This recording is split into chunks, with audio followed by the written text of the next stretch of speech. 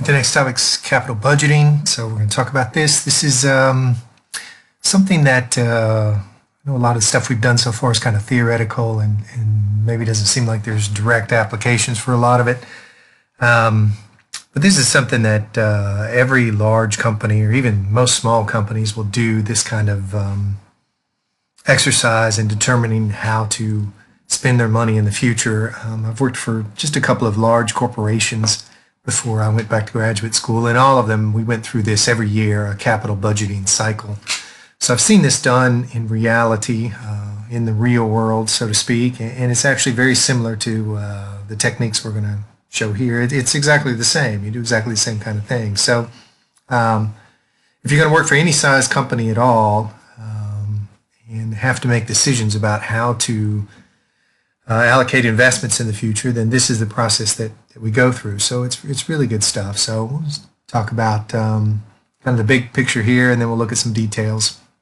So the process of capital budgeting is just making a plan for how you're going to spend money in the future. And capital means money. When we say finance, when we talk about capital, we usually mean money, and typically that means large sums of money.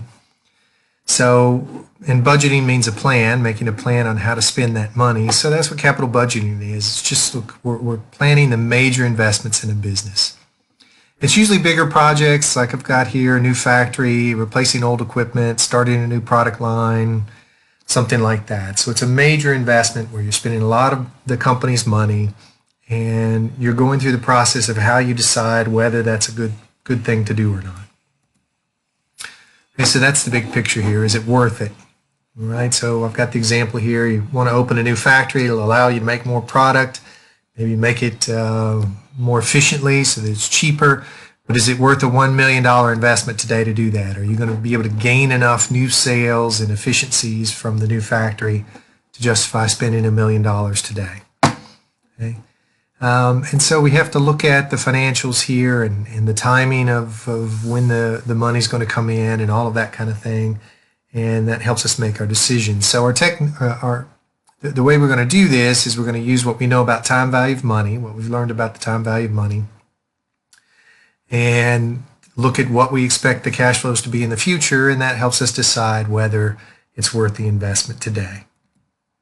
All right, I've got some examples here. I've got some examples using movies.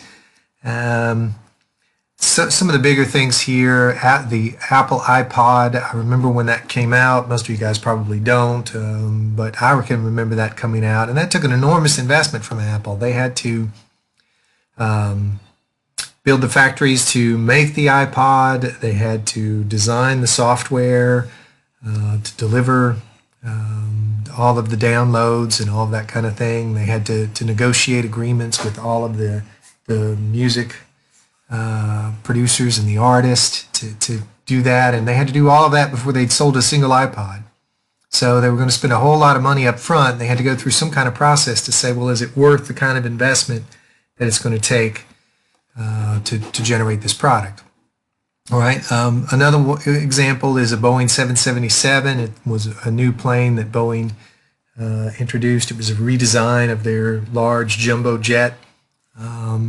And this was, 20 years ago or so they went through this process. But it took an enormous investment of billions of dollars in building the factories and designing the aircraft and all that kind of thing before they had sold a single airplane. So you had to go through a process here and say, look, we're going to, we have to spend a lot of money up front to do this. How much are we going to have to spend, and how much do we think we're going to get back as a result, and is that going to be worth it? Okay.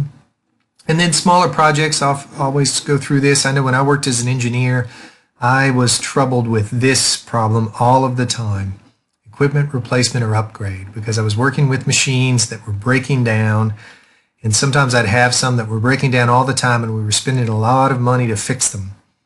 And the mechanics would always ask me, hey, don't you think we'd be better off buying a new one than spending the money we spend every month to fix this? And honestly, at that time, I didn't know much about finance, and I didn't know how to answer that question.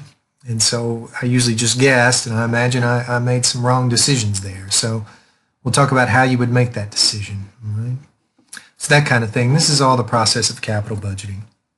So I've got an example here using movies. Movies are a simple example of this because it takes a lot of money up front to make a movie, and you have to just guess on how much money you think you're going to get back from it in the future, but you try to make the best guess you can and see if you think that's worth the investment in the movie, right? So I've got an example here of a company that wants to spend $100 million to make a new movie. And you think about, well, how would they decide, whether that's worth $100 million or not? And what they try to do is forecast how much they think they're going to make in the future. So you could look at this and say, okay, well, we think, based on the way past movies have gone and just market research and whatever we have to do to come up with this data, we think that this is the amount of money in millions of dollars that we'll make from this movie, both in sales and DVD sales and rentals and all of that kind of thing. This is how much money we think we'll make from that movie. And the question is this worth a $100 million investment? All right, I've got the X out here to remind you not to give the Florida State answer, which the quick answer is looking at this, adding them up and saying, well, yeah, they add up to more than $115 million. So that's worth it, but that's not correct. We can't do it that way because you got to consider the timing of the cash flows, right? You get this $20 million 3 years from now, and there is time value of money, and you have to think of the rate of return that investors require, right? So your investors who are providing this money, they may want a 20% return, and you've got to take that into account along with the time value of money to determine if it's really worth this. So the way we decide this is called the net present value. And what we do is we take the present value of the future cash flows. So we would take the present value of all these cash flows based on the rate of return that our investors want, and then subtract the cost, the amount of money we have to spend today to get those cash flows, in this case $100 million. Right? And if that's positive, then yes, it's worth doing. Right? It's going to generate, in terms of present value, more money than it costs today. So if this is positive, it's worth doing. If it's negative, it isn't. Right? And that's the basic idea of net present value. And then the rest is just details. So if we look at this example, we can take the present value of the amount of money we expect to receive in the future after we make this movie. That adds up to be $98.96 million. Right? Well, since we have to spend $100 million to get the movie, it's not worth it.